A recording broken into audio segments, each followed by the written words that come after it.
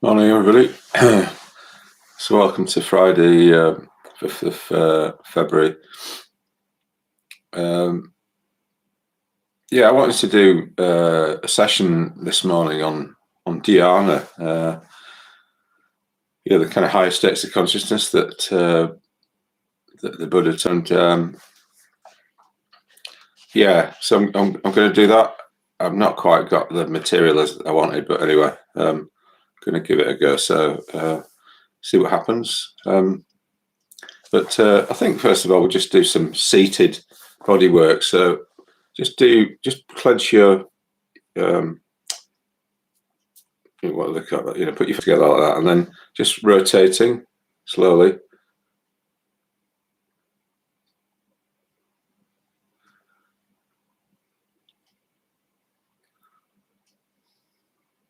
So as you do this, just feel the energy in your back. Maybe it wants to lift a little bit, your back. Stretch out.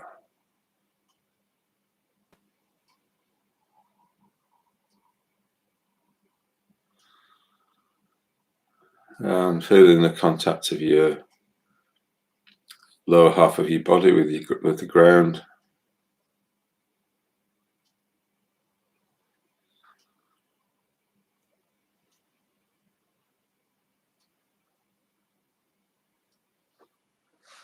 So relax in your forearms. Relax your shoulders.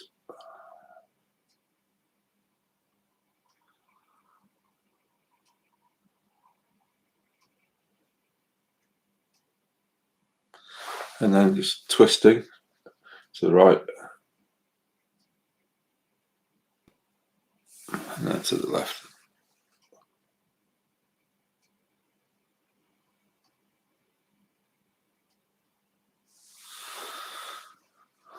Lean over to the left.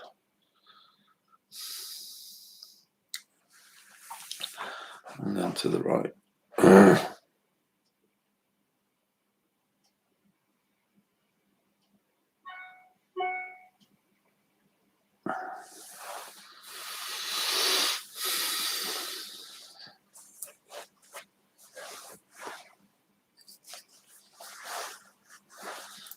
Okay, so this morning we're just going to do something simple, I think. Just do the mindfulness of breathing in 4 stages.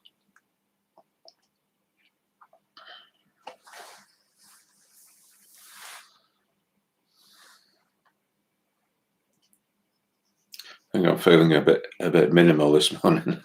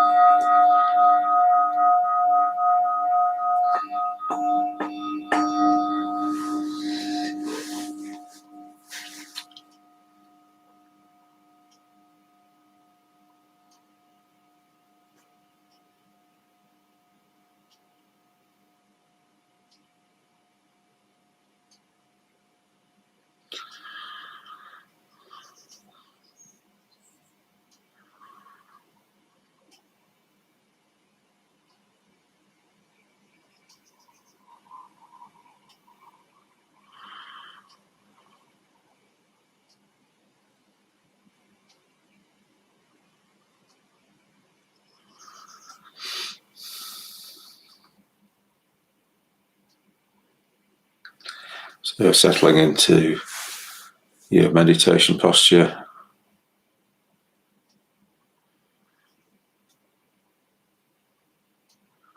Being aware of the sensations in your body.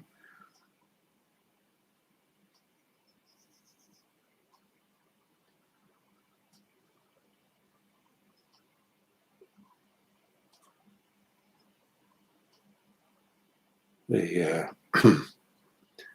feeling of kind of bulk of your body, muscular tone.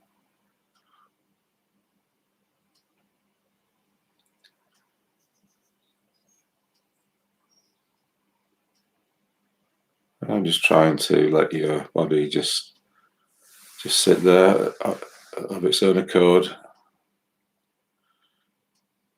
and just balancing the body so that the weight goes down into the ground.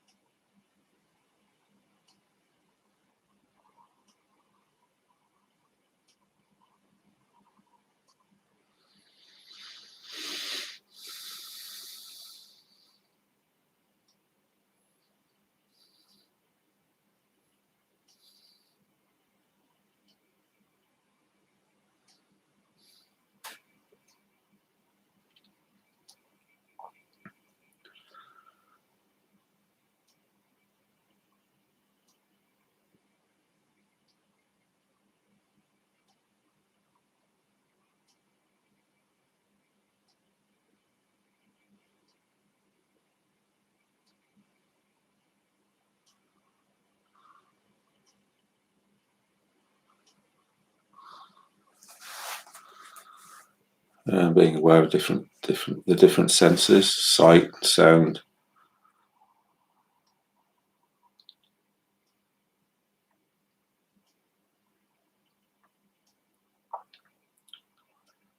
Imagine that each sense organ is just receiving sensations from the world, and that sensation just turns into electricity on meeting the sense organ, the eye, the ear, the skin. And it just turns into electricity and moves down the nerves into the brain. And that's just a completely natural process that we just allow to happen.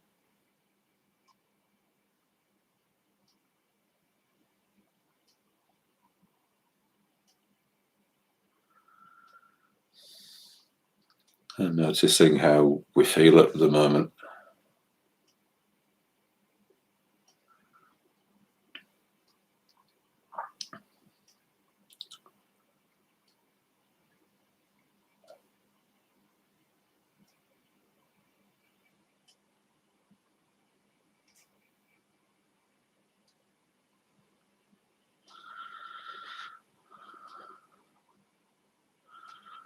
And including that feeling in the meditation.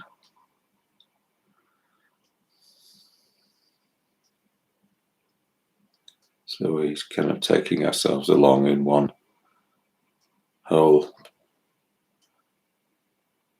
piece in a way.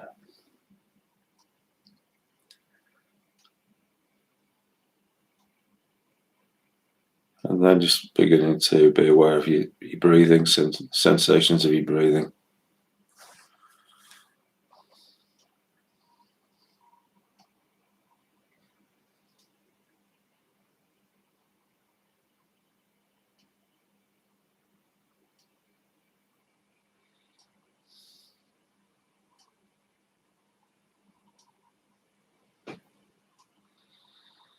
And following each breath in, following it out. Just marking the end of the out breath with a count. Breathe in, breathe out, count 1. Silent count in your head. And breathe in, breathe out, count 2. Breathe in, breathe out, count 3 until you get to 10. And then come back to 1 again, just start again from 1.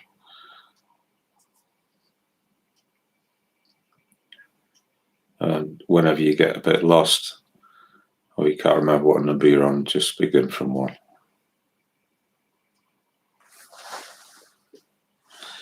Mindfulness of breathing.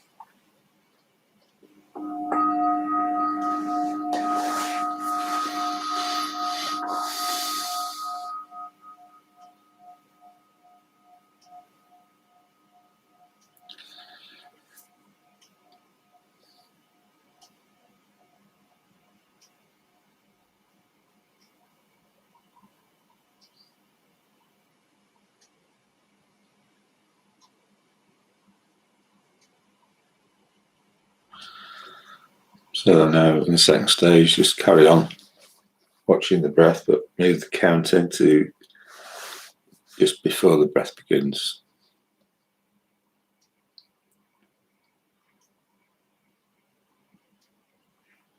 Count 1, breathe in, breathe out.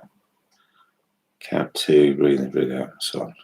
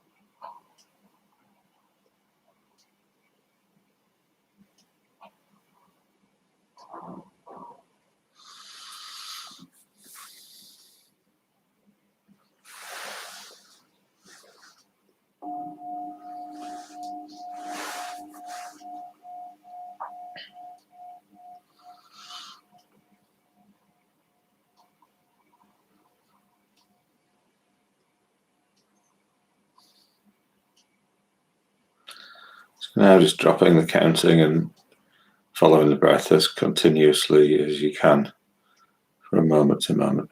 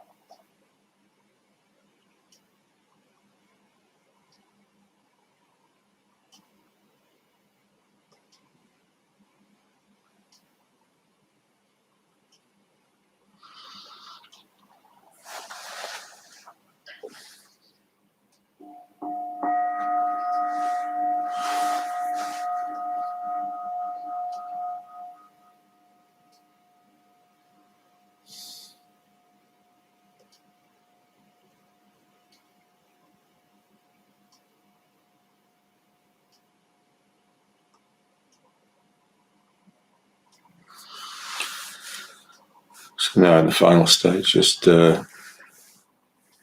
resting your attention on the delicate sensations where the air first enters the body around the nose and mouth.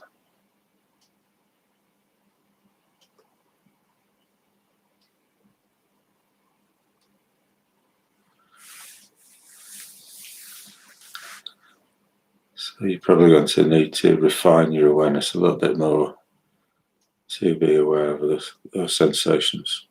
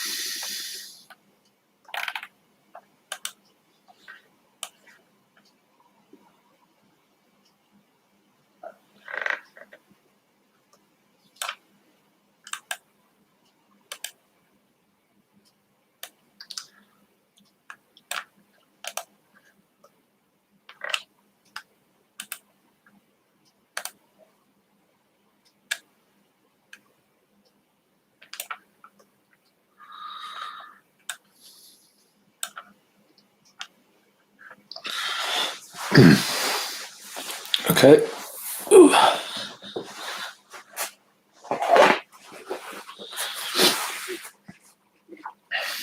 So I'll bring your meditation to a close in your own time.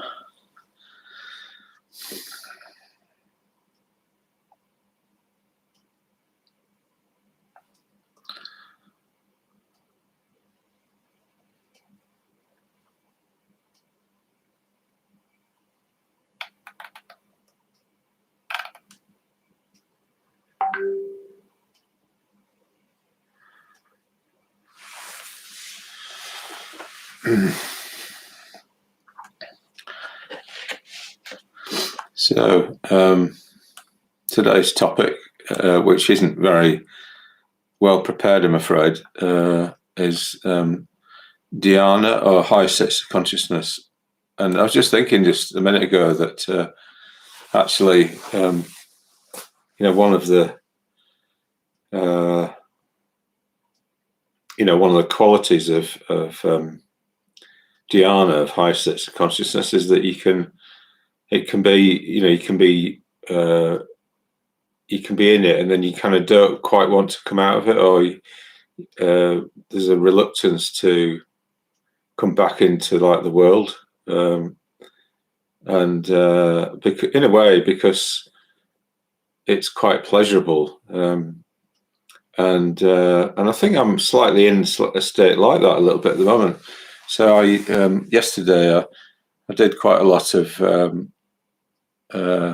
work on my book, and then I knew I'd have to do this session, and I thought, I need to prepare something. But I think what I needed most of all, because I've not been sleeping massively great, it was to make sure I got enough sleep. And so what I did was I had a long bath for quite a few hours, and sometimes that is the thing that's really helpful. So I had quite a deep sleep, really, which is such a relief to wake up having had a good number of hours sleeping. And so a bit of me is like not quite here or something, because it's still sort of enjoying that absorption in sleep, but there's something kind of refreshing about that. There's something refreshing about that state where you've got absorbed, and then you don't quite want to come out of it.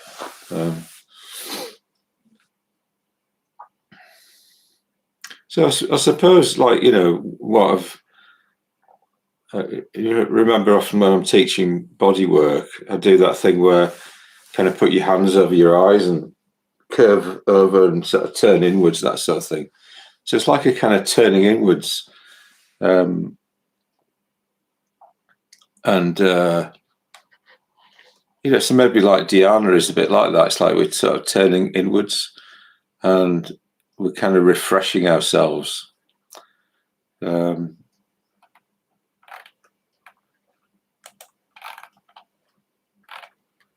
So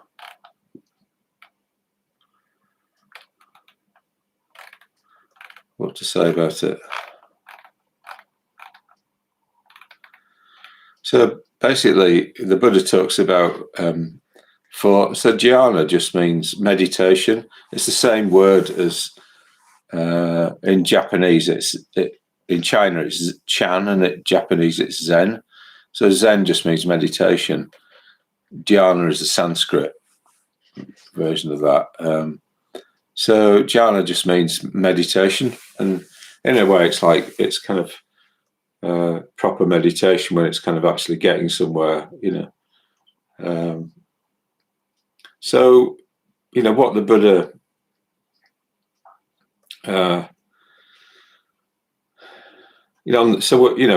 so before he was the Buddha, he was called Gautama, and he lived in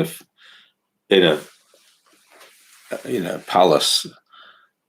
Well, that's the legend. He lived in a palace, but that's probably mythological. It's more like he was son of a chieftain with quite a lot of access to pleasure and things, but he left home because he realised that and whatever pleasure there was like going to be overtaken by old age, sickness, and death. So he wanted to find the solution to that problem. How do you cope with the fact that things fall apart? So he went to. There are all sorts of practitioners and teachers around in those days, in India 2,500 years ago. And he went to these two teachers, one after another, and they taught him this meditation, which was probably some form of Hindu meditation or Brahminical meditation to connect with what the Brahmins thought was the solution, which was like they thought that behind the phenomena of existence there was something that was permanent, but it was there beyond what we can experience. So this is what they call Atman, or in terms of a person, or Brahman in terms of the universe. So he learned this Brahminical meditation, and it didn't really give him the answer, and then he practiced asceticism, because that was common in those days, that people would sort of try and torture themselves in order to break through into some spiritual realization. But again, that didn't really work. And then he was just kind of left without any kind of possibilities of, there weren't any other possibilities really that people were exploring, So in a way, he had to work it out for himself, and I think even though you get people talking about the Dhyana, states of Dhyana existing before Gautama, I don't think that's. I think that's like vagueness, really. It's almost like the specific Buddhist meditation is a Dhyana is a Buddhist meditation, basically, because it's about skillfulness. So the Brahminical religion doesn't have the notion of skillfulness in it, really. That's not the bottom line, like what leads to happiness for all sentient beings is the bottom line in Buddhism. So skillfulness is about, mental states that bring that about, bring about happiness for ourselves and for others, Otherwise, the mental states are unskillful. So what is Buddhist Dhyana? Well, it's like well,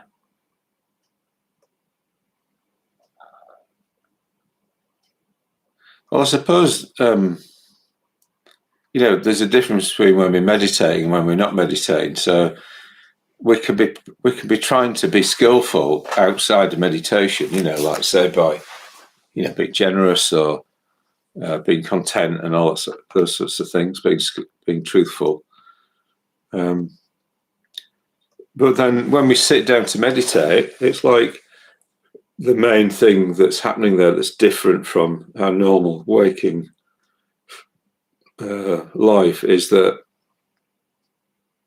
it's like we're kind of like reducing input. We're not taking in, we're not responding to anything. We're not taking in anything new. In fact, we're sort of trying to stop taking in anything new and just be in a kind of balanced, comfortable state with energy in our body, and in a way process process some of the things that have been happening, or process our mental states, kind of look to see if they are skillful or not, because sometimes we're just so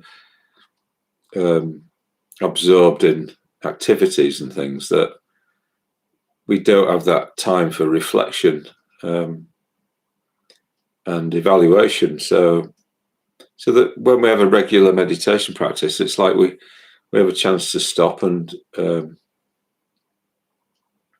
evaluate what we've been doing, and have we been skillful? Are we in skillful mental states or not? Do our mental states lead to happiness or not?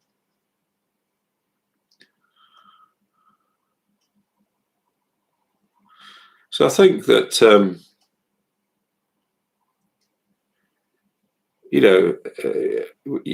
we need to do that stopping business. We need to stop and let things catch up with us. Let ourselves catch up with what's been going on, and so we do this when we go on retreat. Retreat is what it says. It's like it's retreating from our normal activities, and we might do a solitary retreat, or we might do a meditation retreat with other people. But we'll either focus on meditation, or we'll focus on some Buddhist theme if it's a Buddhist meditation, and that we'll reflect around that theme. So it's like we're kind of looking more at what the Dharma is. I'll try to bring that into our kind of recollection, really. So I think when we enter into Dhyana, so the Buddha talks about 4 what he calls rupa dhyanas, dhyanas of form, and then there are 4 formless dhyanas beyond that. But according to the scholar Alexander Wynne, he thinks that, and I agree, that the formless dhyanas aren't really Buddhist. They're more the kind of Hindu meditations, really, that have just been referred to as a way of contextualizing them within the Buddhist tradition as below enlightenment. So it's really the four dhyanas of form that we need to look at. So the text goes that the Buddha says, this about the first dhyana. He says, this monk, quite secluded from sense desires and from unskillful mental states, enters and abides in the first dhyana, which is accompanied by initial thought and sustained thought, filled with the rapture and happiness born of seclusion. He pervades, drenches, saturates, and suffuses this very body with the rapture and happiness born of seclusion. And there is no place in his entire body that is not suffused with this rapture and happiness. Of course, this applies to nuns as well. So, what's that saying? Well, it's saying that when a monk or nun are in the first dhyana, they're secluded from sense desires and from unskillful mental states. So, which just means that they don't have sense desires or unskillful mental states. They just have skillful mental states. So there's a kind of way in which there's a sort of movement from unskillful mental states or what we call hindrances into skillful mental states.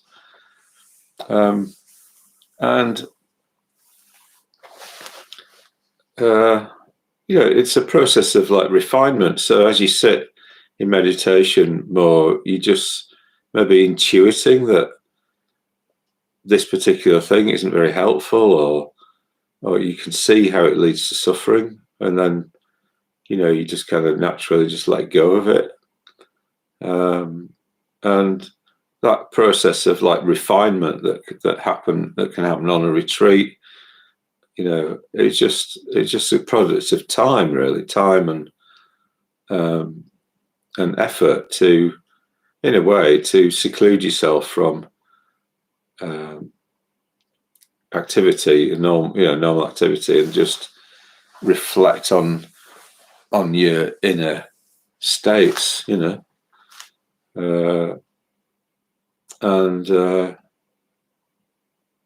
in a way, kind of become happier to just be with yourself, and whatever's going on, So meditation or dhyana is tied in with ethics, because suppose suppose you've sort of done things that you feel uncomfortable about, in the past, and you've not really kind of admitted that to yourself or others, that you've not done any amends about that, to people that you've hurt, then it's probably quite likely that when you're sitting in meditation and you're getting more peaceful, that memories come up, and you think, oh God, that was. It can be hard to, if you haven't processed something like that, it can be hard to put it to one side. It will kind of come back to kind of haunt you or something, So in this way, meditation practice or dhyana can act as a kind of a kind of what's the word? It's like a kind of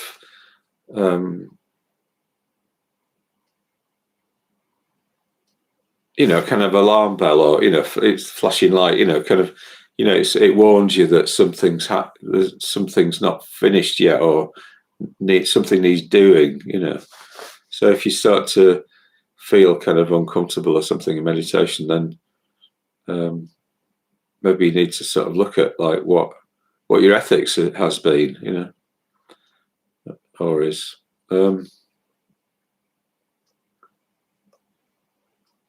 So in a way, that is partly the point of seclusion. It's like we try to learn to take responsibility for ourselves, when we're just there with ourselves. So in a way, this is the way in which meditation is the opposite of escapism. It's like we're not running away from the world into some religious kind of bubble, where we're kind of abstracting ourselves from responsibility in the world. The fact that we're drawing into this bubble means that we're actually taking responsibility for the effects that we have on the world, and we're looking at that, and we're looking at the at the bits that are kind of painful, as well as looking for some sort of rest and recuperation, from activity.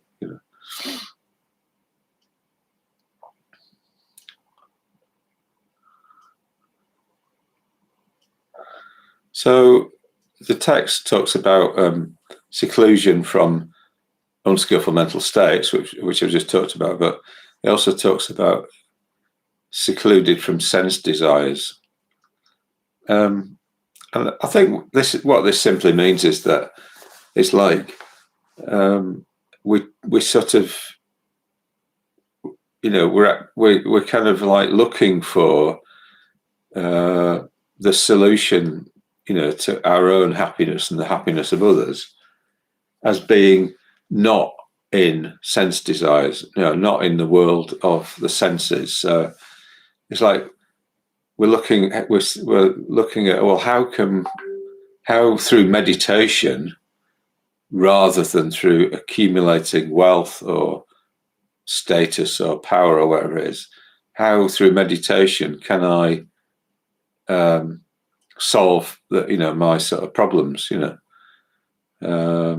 so for instance, through contentment and stillness, simplicity and contentment, if we can become still, our life's simple, and we can be content, then that partly solves the problem of wanting the world of experience and sensation to be the source of our happiness, so we don't need a new car, we don't need a new computer, we just need to be able to sit with ourselves and enjoy that, and enjoy our own I suppose our sorts of ethical sense of ethical uprightness or something. It's not like there's a pride there or something. It's more just like if we know that we've been doing the right thing, or we are doing the right thing, or we're working on our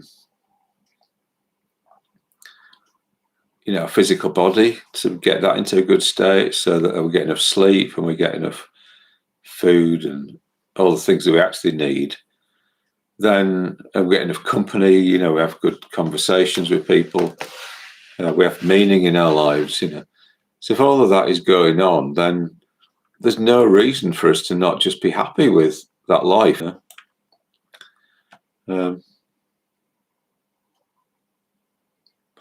So in the text, it talks about the monk or nun pervades, drenches, saturates, and suffuses this very body.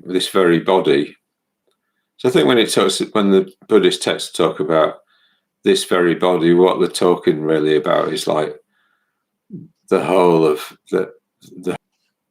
So it's almost like, it's not just the body, it's like the psyche, really.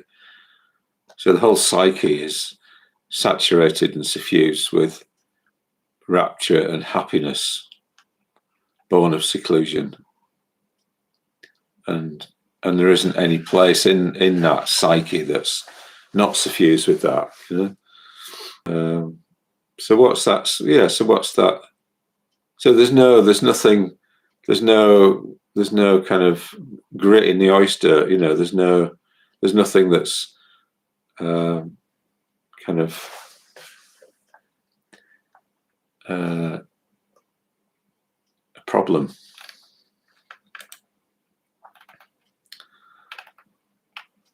So the text, just explains something. So the text talks about initial thought and sustained thought. So these are technical terms, vitarka and vichara. So my way of understanding what vitarka and vichara are is that vitarka is when we kind of turned.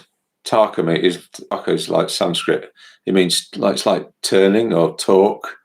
Like talk's a related word, and so it's like turning sort of towards something. So it's like what we turn towards when we're in the first dhyana. Well, I think what we turn towards is what is going to bring happiness about for ourselves and others. We in a way we turn towards the right view about that. So we're seeing that our view is that it is through seclusion that we're going to find true happiness, not through relying on the world outside of us, ourselves. So that is what we turn towards. That is our view, basically. Seclusion is the way forward. And then vichara. So chara means something like movement. So it's like reflection. So it's like the mind, when the mind is thinking about something, that's vichara, reflection. And so how does that fit into the first dhyana? Well, I suppose we get more and more. In a way, the vichara is like refining the view, So it's like we might be turned towards this view of, happiness will come through our seclusion and working on refining our mental states, making them more skillful. And maybe the sustained thought vichara is the process of doing that, of refinement, of thinking about, well, actually, what's more skillful than this? How could I deepen this skillfulness? How can I become clearer about things? About what's the best way forward. So in the first dhyana, we're still thinking about stuff, but what we're thinking about is just very positive. It's like we're thinking about the best way to bring about happiness for ourselves and for others, for instance, like reflecting on the metta bhavana, reflecting on loving kindness, on, am I really doing this very well? What's a better way of doing the meditation? How can I bring the conditions about that will help me kind of better, bring kindness into the world. For instance, hanging around people who are kind, so that it brushes, it kind of, we pick it up through osmosis, that sort of thing.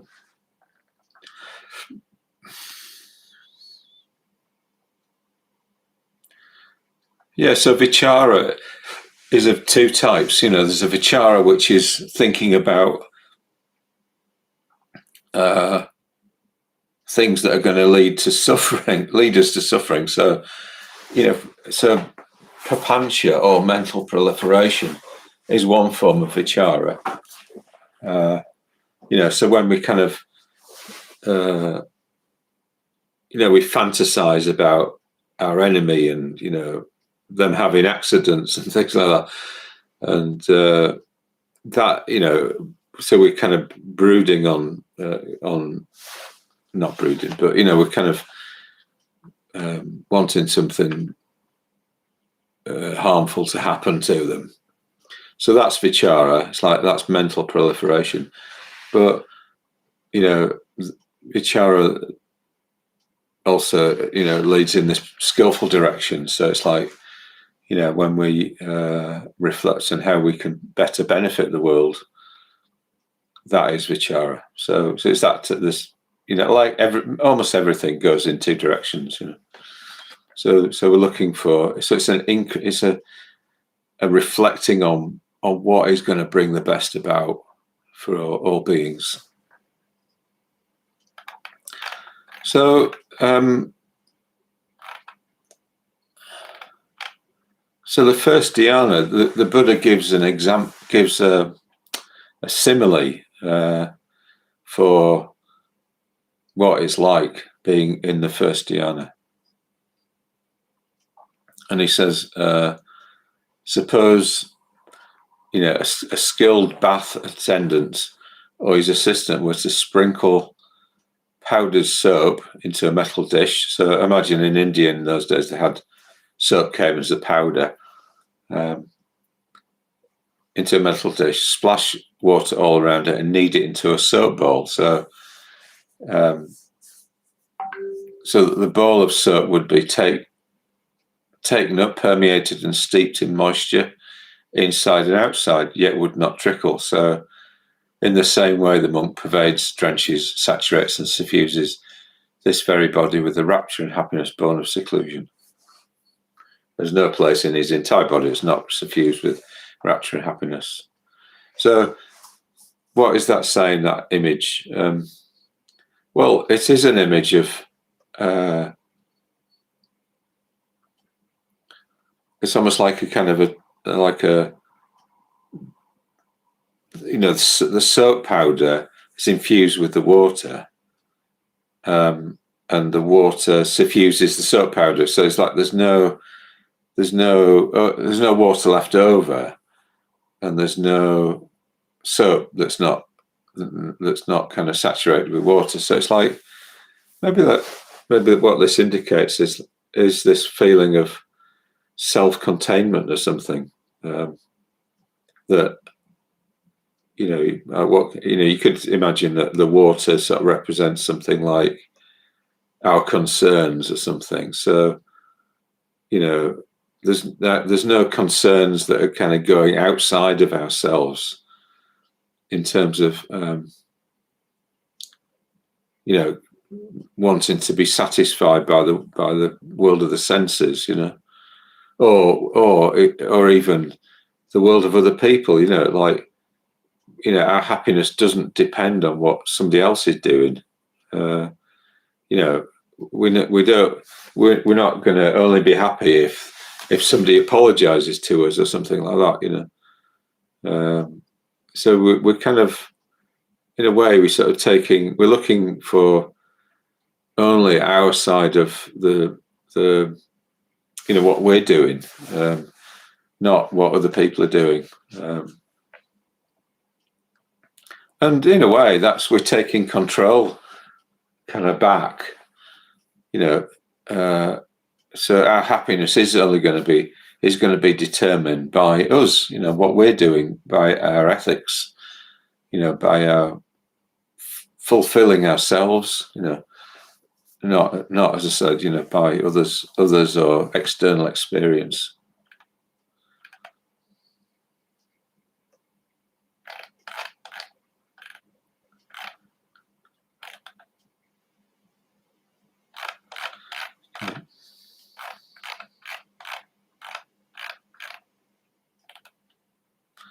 So that's the first dhyana, and then the second dhyana.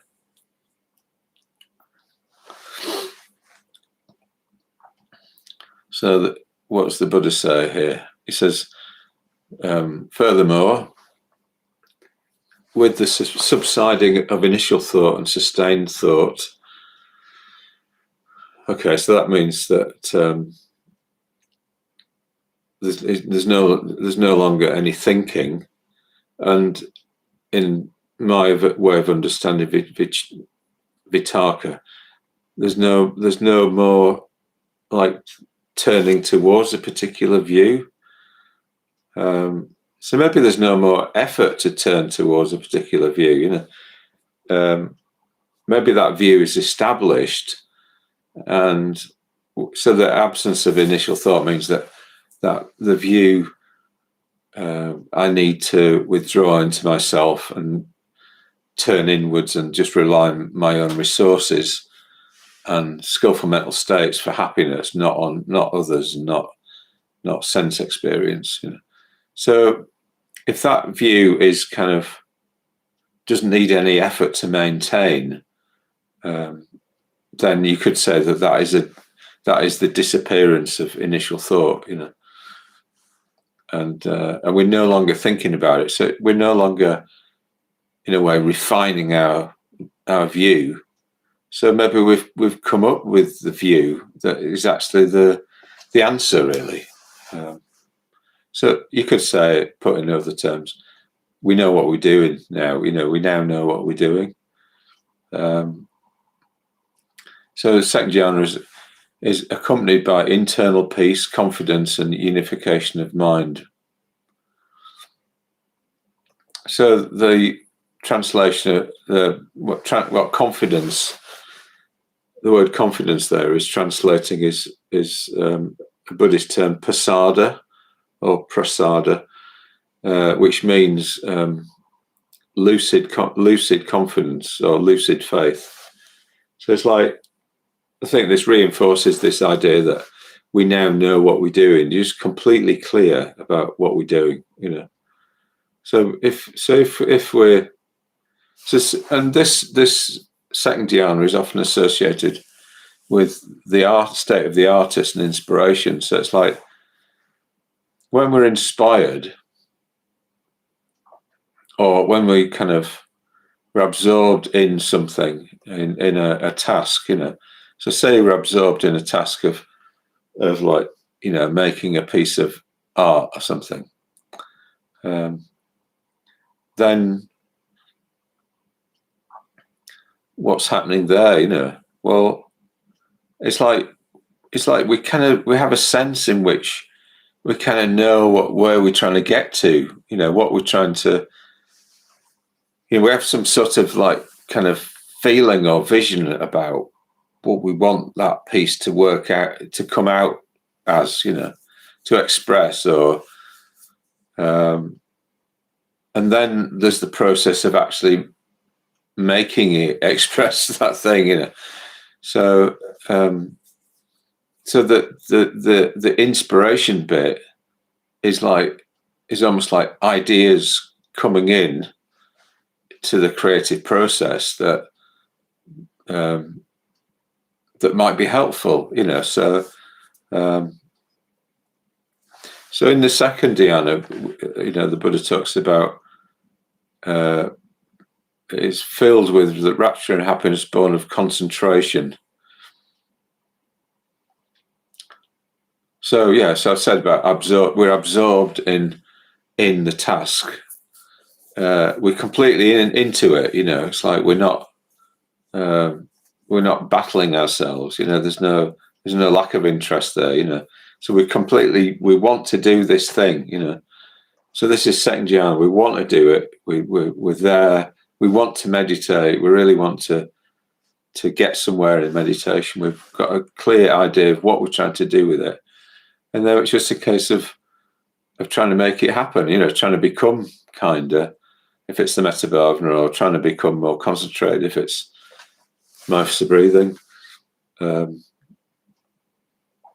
to produce something that expresses our vision if we're creating a piece of art, or similarly if we're writing a piece of poetry, we're looking for something that actually expresses that vision coming out of the absorption, out of our activity, doing that.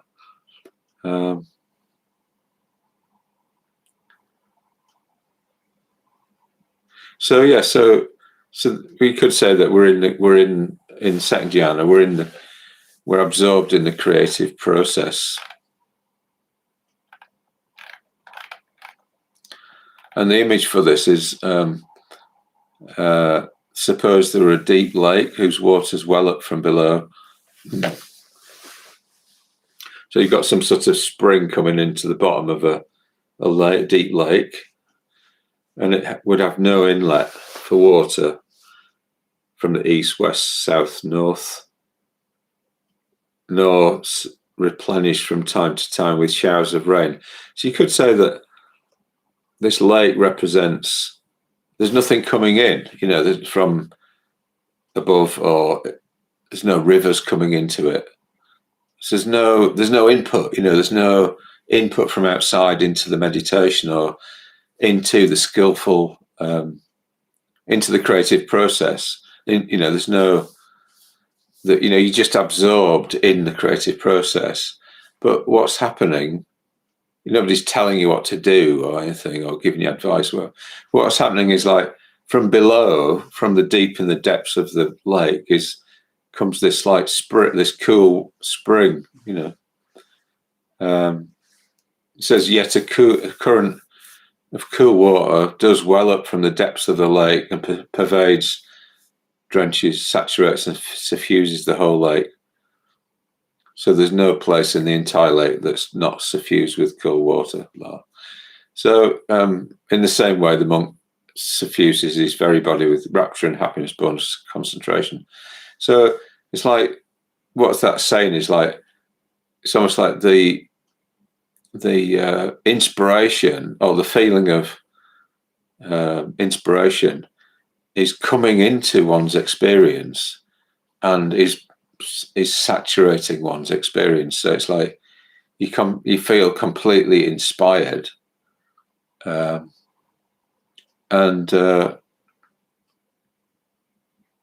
so there's some sort of idea that's coming into your being that is exciting you, that's giving you momentum, to carry on being creative. It's work. The creativity is working. And yeah, so this is a state that's sort of quite, it's quite exciting, really. The creative process.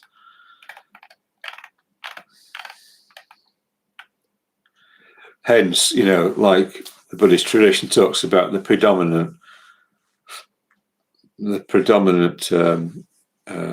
feeling in the second dhyana is that of joy. It's like it's like a kind of upwelling of energy.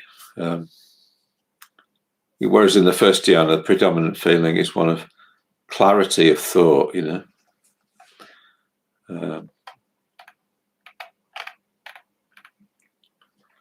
Okay, so then we move on to the third dhyana.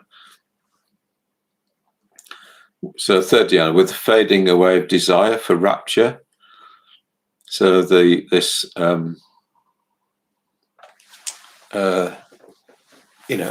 rapture, this joy, this kind of feeling of inspiration or something quietens down.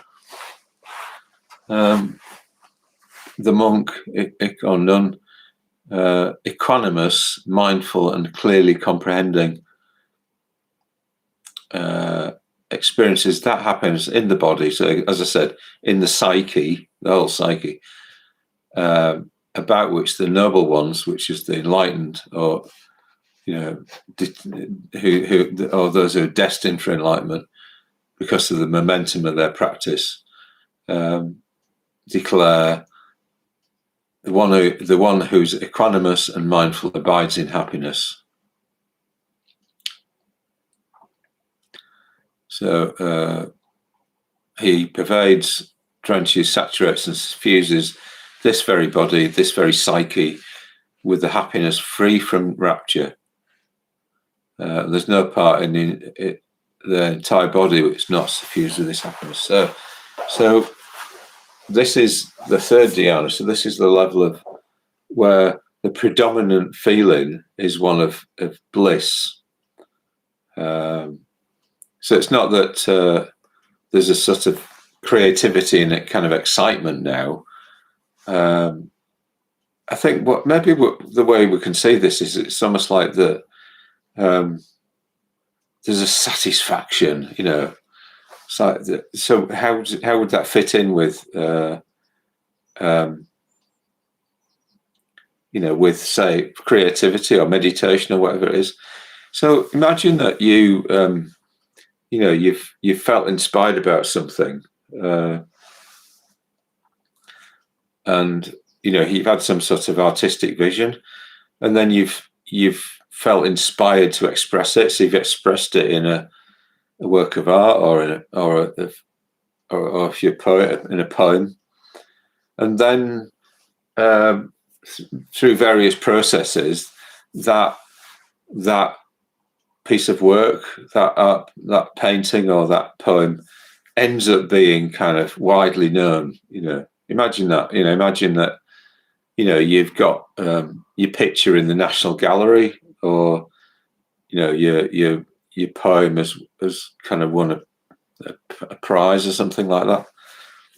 So what would happen there? You'd have a feeling of satisfaction, wouldn't you? You'd have a feeling like, oh wow, like the thing that I was excited about is now like out there in the world, actually inspiring others, helping people, sort of thing.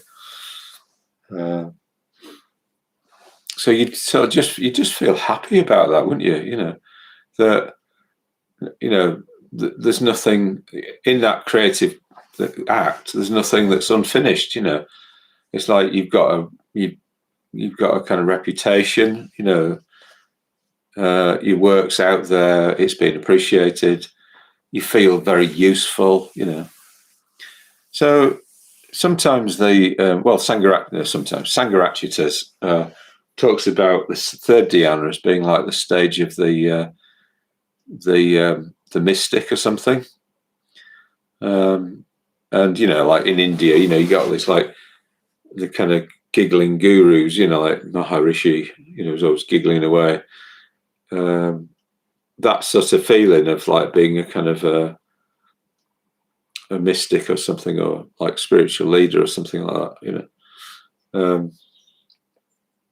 but I suppose, like, the mystic is just always like absorbed. It's not like the mystic kind of ever comes out of that state of inspiration or something. They stay in that kind of mystical realm. And maybe what so whereas the artist sort of can like rise up to the stars and then falls back down into the gutter, and gets drunk or whatever it is, the mystic just stays in that kind of like that that state of otherness, and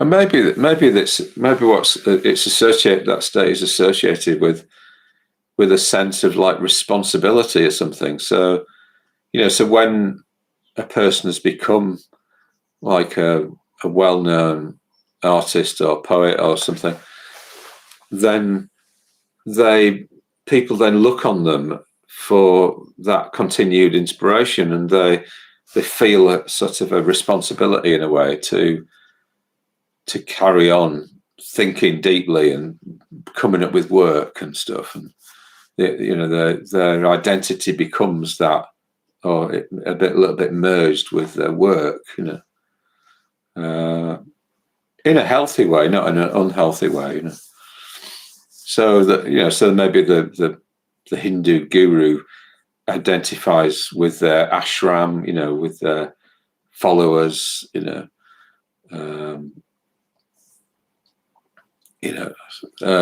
so if we're thinking about like Buddhist meditation, then what's the equivalent there? So I suppose if we're doing like the Metta Bhavana or something, if that's our practice we're doing at the time, then what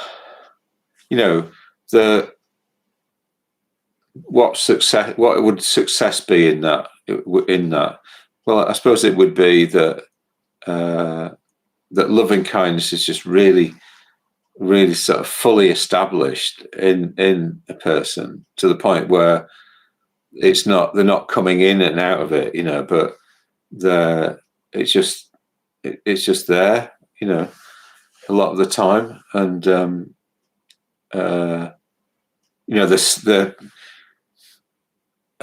the psyche is sort of suffused with a very strong sense of satisfaction.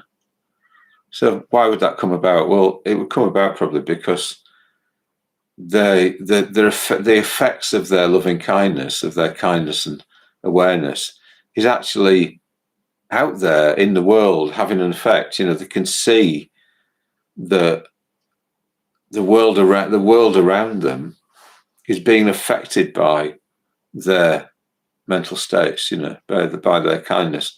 There's a feedback loop going on, so that people are becoming happier through like the interactions with that person. People are enjoying and trusting, and so it's like the whole thing is working. The spiritual life is working.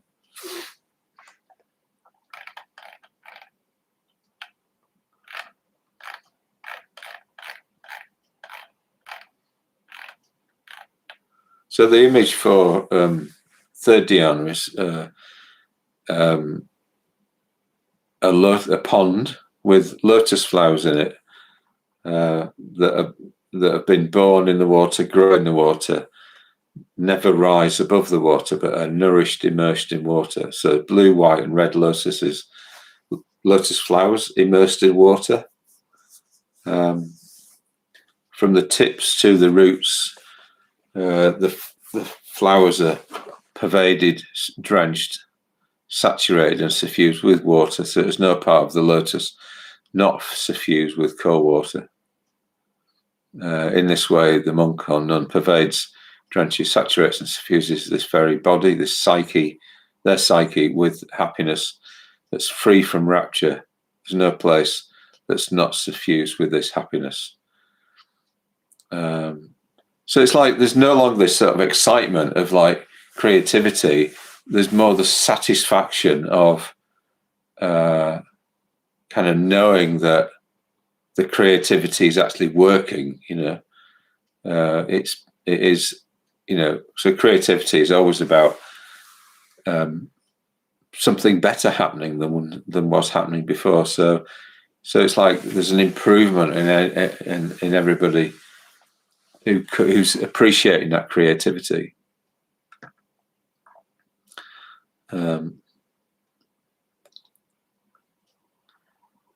So you've gone from like soap powder and water in the first dhyana, that absorption in there's no separation. There's self-reliance, that sort of feeling. Now you've got an image of growth. So it's like the lotus flowers are growing. They're growing up through the water. It's a bit of an unusual image, really. Why would lotus flowers be kind of immersed in water? It's a bit odd. But it's kind of saying that there's a kind of flowering. There's a kind of there's a real self-realization. Some things creativity is like is really flowering, and when you've got a flower, it's like being seen by the world, isn't it? It's like this creativity is being seen by the world and appreciated by the world. You become like a beacon of inspiration for the world. Something to be enjoyed by the world. So somebody who's very capable and upright and has all these positive aspects to their psyche, becomes like that. They become something that is, like that the world appreciates because they've got all these qualities and things.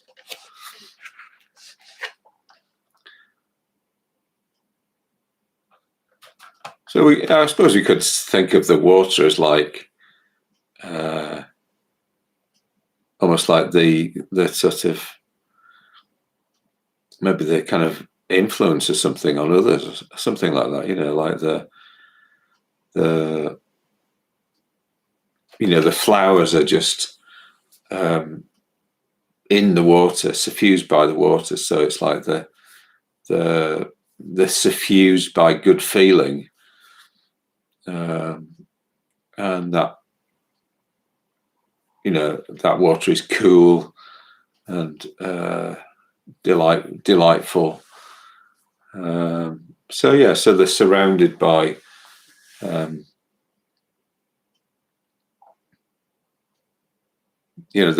something over which they're being from which they're being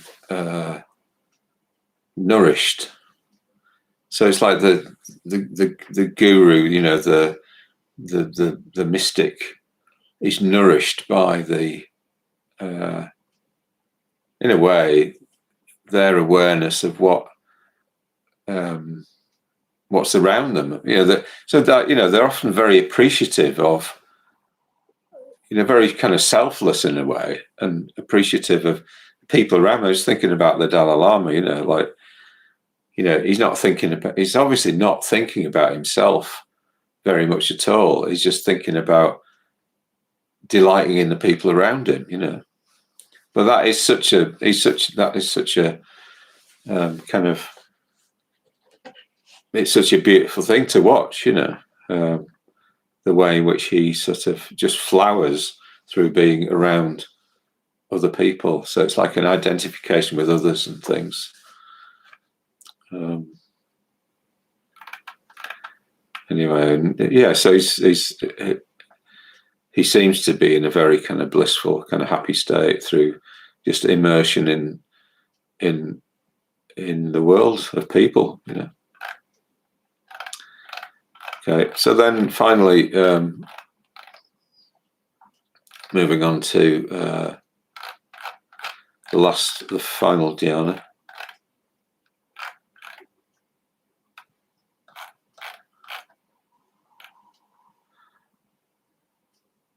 So the fourth dhyana, this text says, furthermore, with the fading away of the desire for rapture. Oh, hang on, that's the third dhyana, sorry.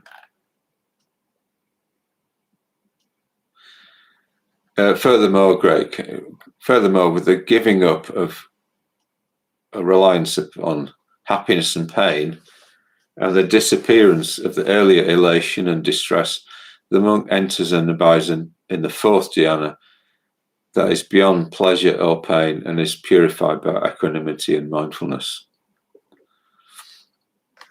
And the image here is of a kind of man who's had a bath, and he's wrapped in a white sheet. So the fourth dhyana, you think, well, how can you move beyond this sort of blissful state of the third dhyana and the mystic? Well, I suppose, like, if you are a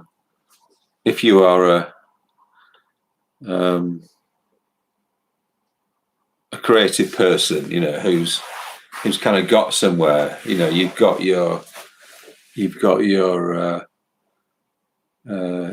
you're established in the world, you've got your following, you've got your ashram and all that sort of thing. Well, and you're having a positive effect on the world. Well, what can happen there is, like, something can, what can arise as a distraction at that point, well, what can arise as a distraction is, like, it can be quite pleasurable to be like famous, or to be have a good reputation and that sort of thing.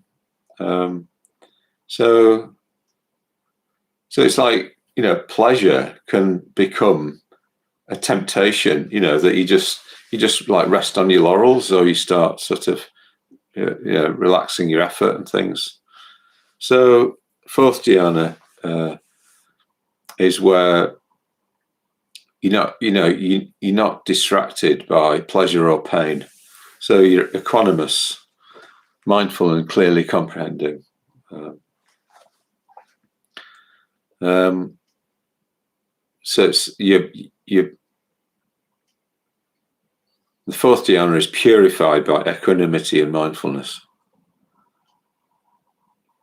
So it's like, if you can imagine, you've got a sense of purpose, but that purpose is, is so strong, because you just really want to, you really see the need to bring happiness about for yourselves and others, to be skillful. So you purify your mind so that you become more and more and more skillful. And at a certain point, you're so skillful that,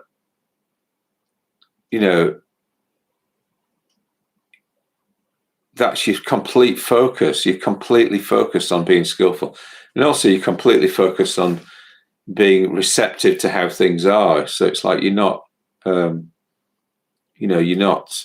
able to take the world on as it is, So you're kind of robust in a way, you're kind of robust in terms of feeling, so you're not distracted by pain, and you're not distracted by pleasure, So it's like, if you start to become distracted by pleasure and pain, then you're going to be less skillful, aren't you? You're going to be